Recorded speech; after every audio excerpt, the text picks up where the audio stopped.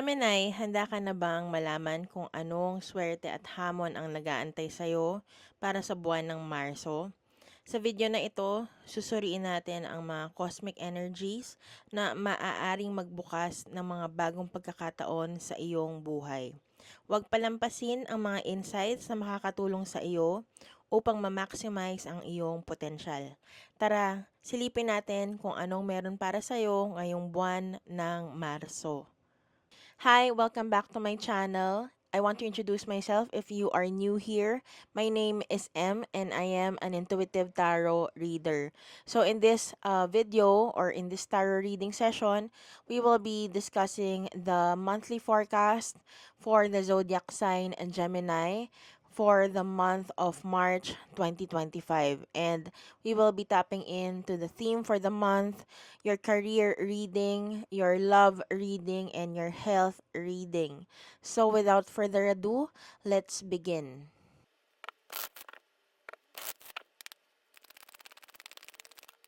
Okay, so we already pulled out the theme for this month and ang card na lumabas ay death.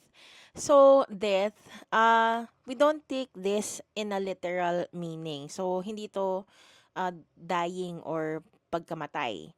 But I would say the theme for the month is more on yung mga bagay na kailangan mo nang i-let go kasi it doesn't serve any purpose to you anymore. So, death is always connected to rebirth, kumbaga. So, ending cycles that are not serving you anymore, yung mga bagay na kailangan mo nang i-purge kasi it's time to move on from it already. Yung mga kailangan mong bitawan, alisin, iwanan, yan ang tema para sa buwan ng Marso para sa iyo, Gemini. So, don't take it as a literal death, but rather, this is more on purging out and cleaning out or weeding out. Kumbaga, parang isipin mo, autumn, yung mga dahon ay falling out from the trees, or yung mga leaves ay nag-iiba ng kulay to make room for new things or yung kumbaga rebirth ng puno. So, think of it that way. March will be a cycle for you to purge out things that are not serving you anymore.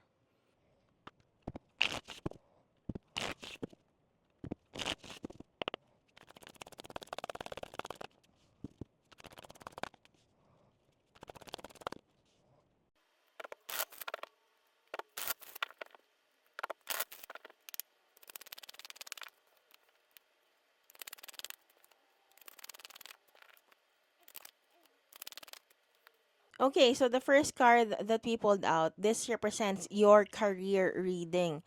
And the base card that came out is the King of Cups in the reverse. So, isa itong court card. Ano bang ibig sabihin ng court card? Ang court card kasi is a representation of people. So, tao ito. And ang King of Cups reverse is a masculine energy na kung i-describe natin is very emotionless. And pagdating sa trabaho, walang pakundangan. Talagang magsasabi ito ng mga masasakit na salita para makuha ang output na gusto niya. So, this person is very cruel, emotionless, and cold-blooded. So, ito ay isang masculine energy. And, kagaya nga ng sinabi ko kanina, kapag hindi nakuha nitong masculine na ito, ang output na gusto niya or ang goal na gusto niyang mangyari pagdating sa trabaho, ah, talagang matalas ang dila nito. Sasabihin niya kung anong mali, hindi niya iisipin kung anong mararamdaman mo because this person means business. Trabaho lang, walang personalan. If you get offended by this person, then wala siyang pakialam. Kasi ang importante para sa kanya is pera. And because this came out as a career base card, pwedeng ikaw ito pagdating sa mga katrabaho mo. Kasi we're talking about you here. But anyway, this can also be a person who you are working with this March. So, yun ang ibig sabihin ng base card na yan. And with the clarifying cards here, Ten of Pentacles in the upright, the Warrior of Pentacles or the Knight of Pentacles in the upright, and the Justice card in the reverse. This person means business. Ten of Pentacles is all about abundance. So, pera talaga ang nasa isip nito. Pagpapayaman, abundance, and stability. This person thinks about yung kung paano niya makukuha yung stability pagdating sa kanyang finances. And whether or not this person is doing it the right way or the wrong way, wala siyang, parang all this person thinks about is, sorry ka kung hindi tayo magka-jive, or if I see that you're slacking off, I only mean business. Wag mong parang, don't take it personally. It's not an attack on your personality, but more on, this is because you're not doing your job properly. So, justice in the reverse is, uh, maaring may masasagasaan itong taong ito. Pwedeng ikaw, pwedeng yung boss mo, pwedeng katrabaho mo. But this is more on you. Maaring may masasagasaan kang mga tao, hindi ito magugustuhan ng mga tao, and you don't care. Kasi it is what it is, kumbaga. And the last set of cards here, Two of Cups in the reverse, there would be people in your work or dun sa iyong trabaho na hindi magugustuhan ang pamamalakad mo, or may mga katrabaho ka na may inis sa'yo kasi hindi ka nila parang hindi nila mabasa kung ano ang mood mo for the day, kumbaga. So, they don't know how to deal with you. They may see you as someone who has a lot of tantrums pagdating sa trabaho. And they see you as someone who is this card. So, it is in the reverse. So, maybe alam mo naman kung ano yung nangyayari, alam mo kung how you deal with people, how you deal with your coworkers. You try to be nice, but sometimes you can't be kasi um, parang mahirap para sa'yo na makipag-deal sa mga taong hindi maintindihan kung ano yung gusto mong mangyari. And again, the death card came out in the reverse. So, it will be a cycle of dealing with these coworkers, kumbaga, this March. So, maaring it is time to purge out yung mga bagay na alam mong hindi nagwo-work. So, ang guidance dito is, if you think, yung kumbaga kung yung atake mo pagdating dito sa pakikipag-deal sa mga katrabaho mo is not working, then try to think of another way on how to deal with them in order to get the output that you want, and hindi ka ma-stress kaka-deal sa mga tao or sa mga katrabaho mo na hindi mo makasundo, kumbaga.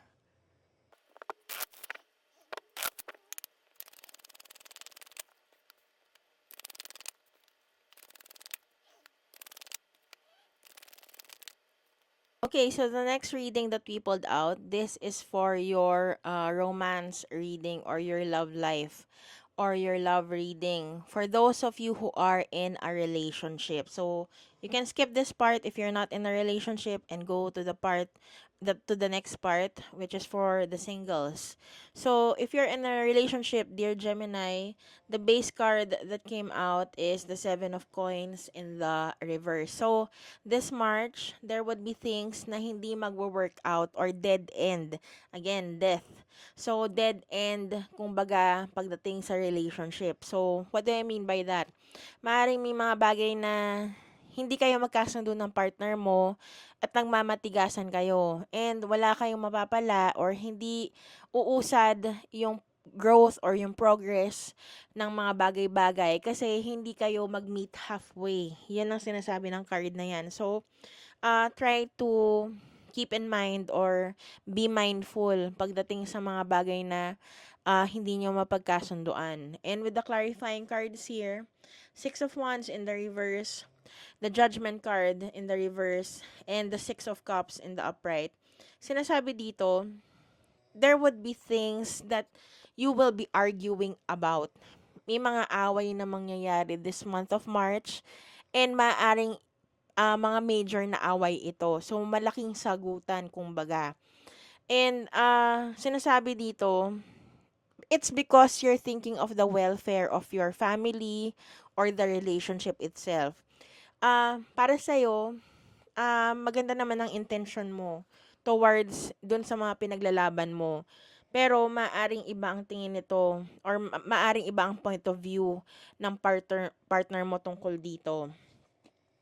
And with the next set of cards here, the Six of Swords in the upright, the Goddess of Pentacles or the King of Pentacles in the reverse, and the Two of Swords in the upright, you have to be the bigger person in this scenario. Kung yung person mo or yung spouse mo, yung jowa mo, yung boyfriend mo or yung girlfriend mo doesn't feel that way, then kailangan mong mag-decide para sa welfare ng relationship.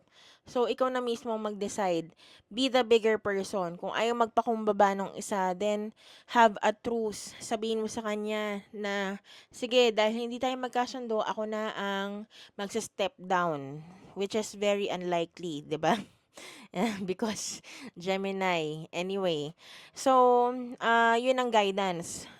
Be the bigger person in the picture.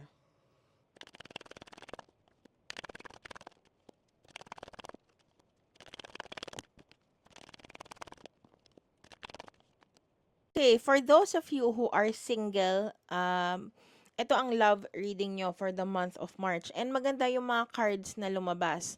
So, yung unang tatlong card na lumabas ay ang Four of Wands in the upright, the Ace of Pentacles in the upright, and the Four of Cups in the upright. Ang ibig sabihin yan, there would be a lot of partying, celebrations that you will be attending this month of March. So, yung social calendar mo ay hitik na hitik or madami kang maaring social gatherings na puntahan this March. And this will give you opportunities to mingle with other people. So, not really, parang isipin mo na lang na this is some type of networking, kumbaga. Kasi yung Four of Cups, alam naman natin na ikaw ay napaka mapili pagdating sa relationships. Kumbaga, meron ng mga nakalatag para sa'yo, pero iniisip mo pa rin siguro yung ex mo or yung past lover mo. But anyway, there would be a lot of opportunities to connect with other people. And the next set of cards here, Eight of Wands in the upright, Ace of Wands in the upright, and the Five of Cups in the upright. Ang sinasabi dito, mag-ingat lang pagdating sa social activities mo this month of March kasi baka dahil kaka-party mo ay may mga bagay kang gawin na out of character and you might be regretting yung consequences ng actions mo this month of March. So, yun ang guidance. Mag-ingat, kaka-party, kaka-alcohol, baka hindi mo na alam kung ano ang iyong ginagawa.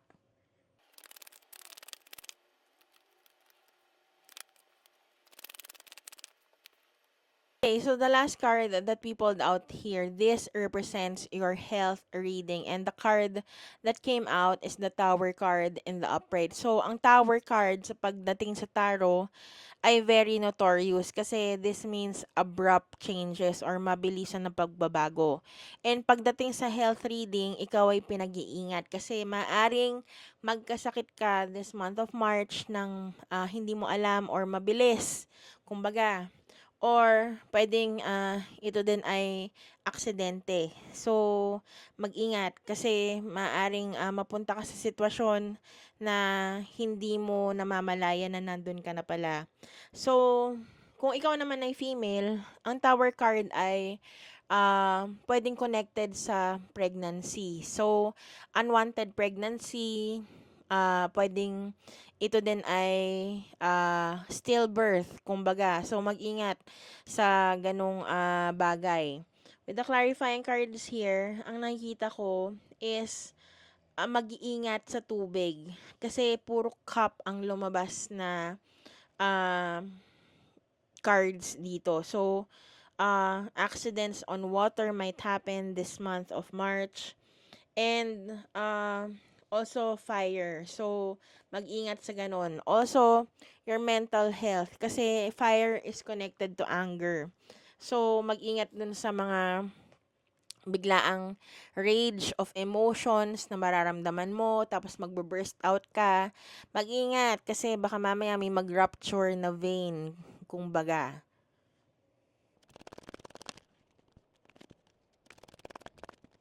So to end your tarot reading session, I have pulled here some oracle cards for extra guidance. And the first one is be bold and make the first move. And the last one is a win-win outcome is forecast.